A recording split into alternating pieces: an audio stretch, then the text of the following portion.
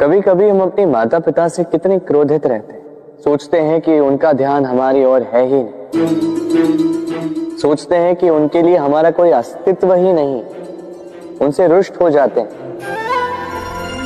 किंतु क्या कभी आपने अनुभव किया है, हमारी आंखों से हमें हमारी नाक कभी दिखाई नहीं देती, क्योंकि वो आंखों के बहुत ही निकट है, आंखों के मध्य में। किंतु जब कोई मुख पर प्रहार करे, हाथ सबसे पहले नाक के क्षेत्र को ही ढक लेते हैं। माता पिता भी कुछ ऐसे ही होते हैं, आपकी भलाई के लिए, आपकी सुरक्षा के लिए सदा तत्पर रहते हैं। इसलिए उनके प्रेम को कभी मत आंकिए।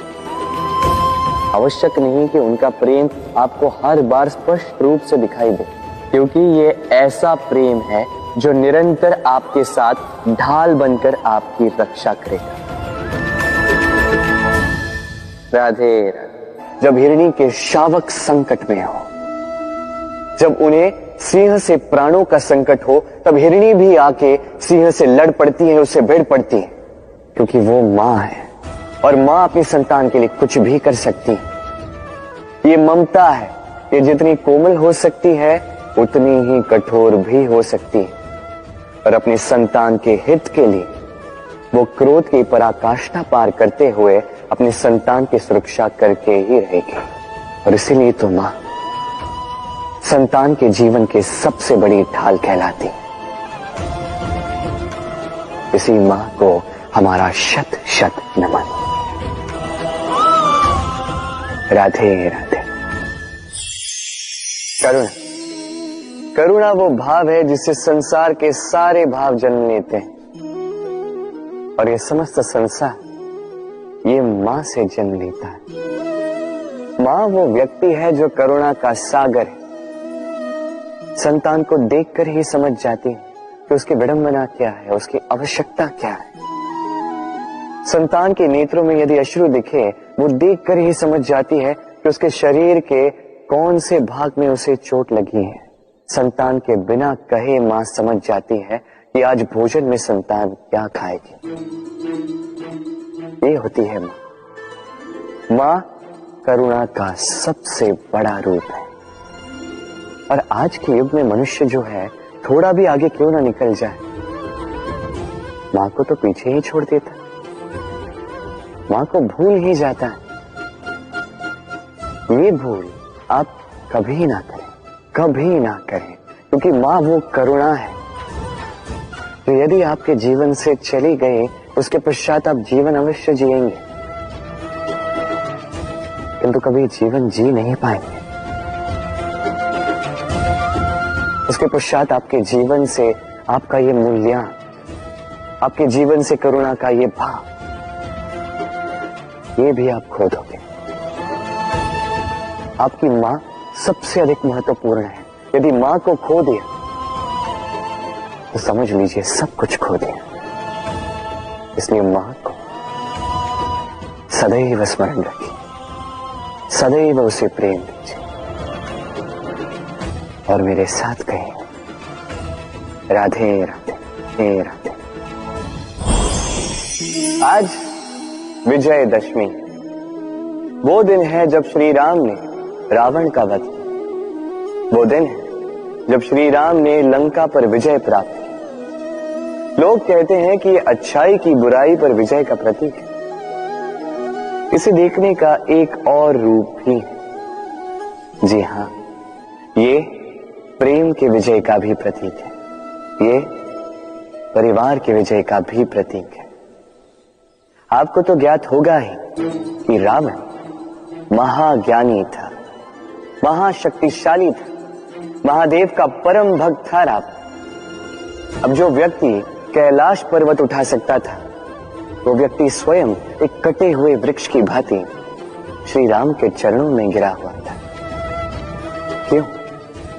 क्योंकि राम के साथ लक्ष्मण थे, वही रावण के साथ विभीषण भी नहीं था।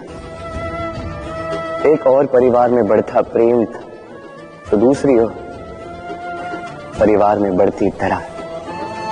स्मरण रखिए, यदि संसार पर विजय प्राप्त करनी है तो सर्वप्रथम परिवार में प्रेम बनाए रखना होगा। परिवार में केवल प्रेम बढ़ाइए, द्वेष कभी नहीं। आप सदैव सुखी रहें और जीवन की हर बाधा पर आप विजय प्राप्त करें। राधे राधे। देखिए, कल जो आने वाला है उसके लिए आज को व्यर्थ करना अनुचित है। हमें इस प्रकृति से यही सोच, यही सीख पानी चाहिए। आज का ये क्षण ये कल नहीं आएगा, और कल जो क्षण आने वाला है वो आज को किसी भी प्रकार से प्रभावित नहीं करता। बस इसी सीख को ध्यान में रखते हुए आप सभी निश्चिंत रहिए। नवरात्रि का पर्व आरंभ हो चुका है और ये पर्व अत्यंत भव्य है, क्योंकि ये पर्व जगत माता से जुड़ा है। मां इतना छोटा सा शब्द है, किंतु ठीक से देखो तो समस्त संसार इसी शब्द में समा है। मां जो अपनी संतान के लिए हर संभव प्रयास करती है, कुछ भी करने के लिए सज्ज रहती है। मां जिसका सबसे बड़ा गुण निश्चलता, मन में ना कोई पूर्वाग्रह, ना कोई भेदभाव, ना कोई छल कपट, और इतनी भोली होती है मां।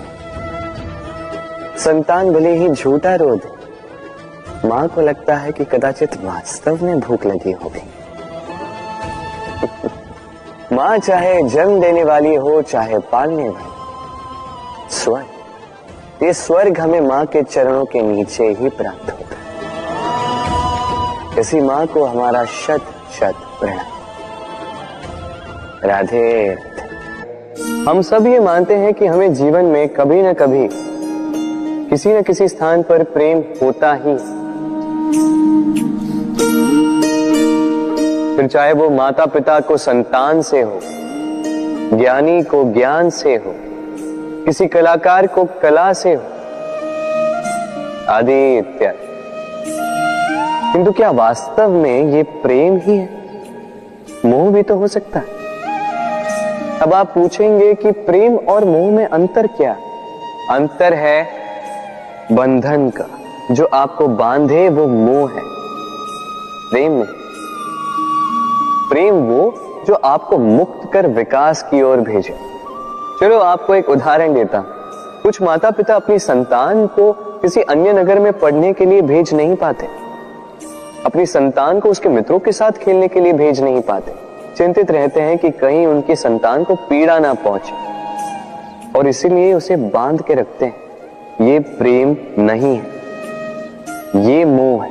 क्योंकि यदि ये प्रेम होता तो वो चाहते कि संतान माता पिता की छांव से बाहर निकलकर इस संसार को देखे, उसे समझे, उसे ज्ञान ले, अपनी अनुभवों से सीखकर अपना स्वयं का एक व्यक्तित्व बनाए।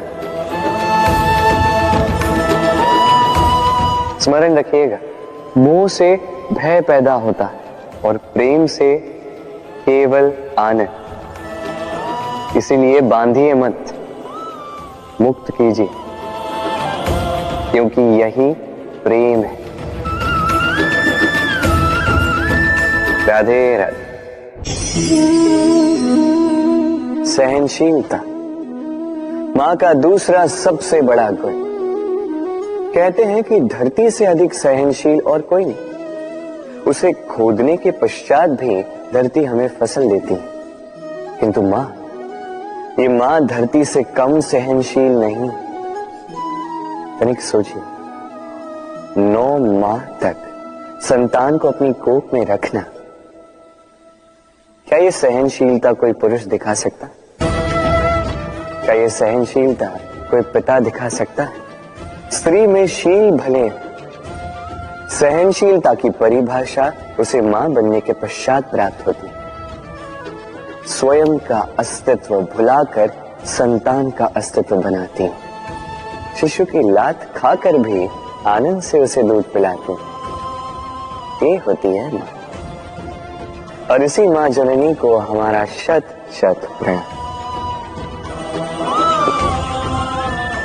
राधे राधे। प्रेम संसार का सबसे पवित्र बंधन है, पर सच पूछो तो ये बंधन से मुक्ति है, स्वतंत्रता है।